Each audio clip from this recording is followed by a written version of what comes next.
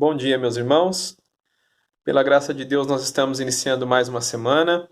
Mais uma vez, vamos juntos meditar na sua palavra. Nosso texto desta manhã está em 1 João, no capítulo 4, no verso 10. Nisto consiste o amor de Deus. Não em que nós tenhamos amado a Deus, mas em que Ele nos amou e enviou o seu Filho como propiciação pelos nossos pecados. Crianças têm grande habilidade de fazer perguntas difíceis. Semana passada, eu experimentei uma situação de luto em minha família.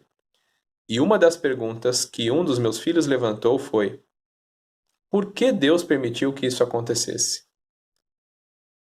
Não obstante ao desafio que essa pergunta traz, há também motivo de alegria nela. Ainda que de maneira limitada, existe uma convicção no coração dele que o moveu a fazer essa pergunta. Ele crê que Deus poderia impedir o que aconteceu. E isso é muito bom. Mas ele não consegue compreender por que Deus não o impediu. Foi então que eu percebi que ele não estava lutando para crer no poder de Deus.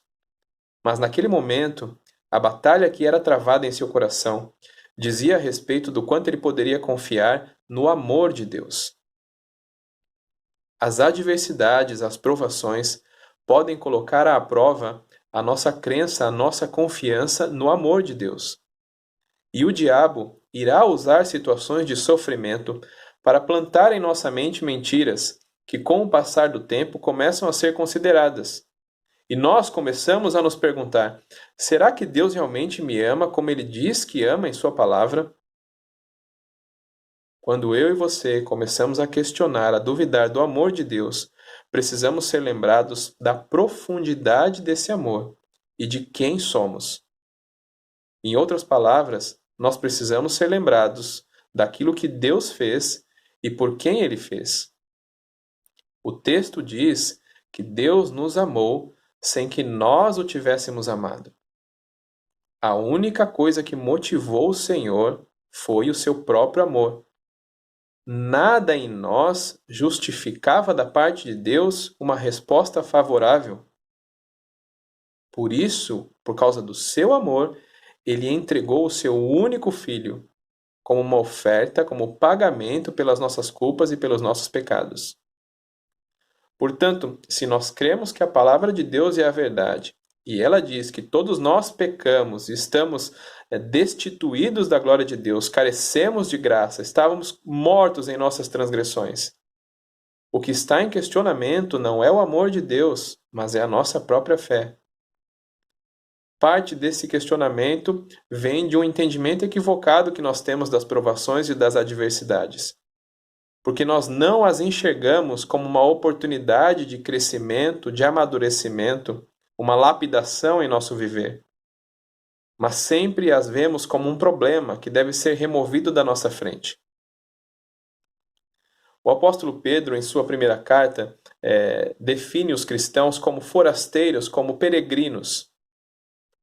E esse tipo de identificação nos ajuda muito a compreender esse caráter transitório das provações que enfrentamos.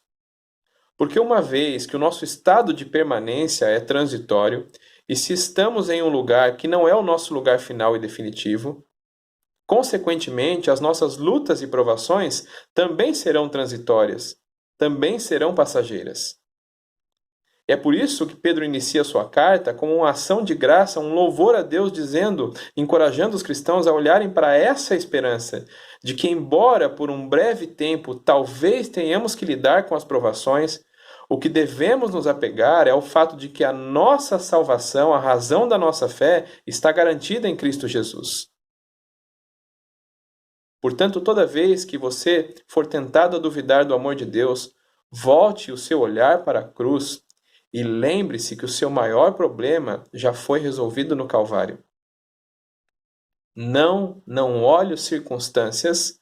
Não. Olhe o seu amor. Lá naquele madeiro foi erguido o nosso Salvador, e de uma vez por todas, Deus estampou ao mundo a sua maior prova de amor. Deus te abençoe, uma ótima semana na graça e na paz de Cristo.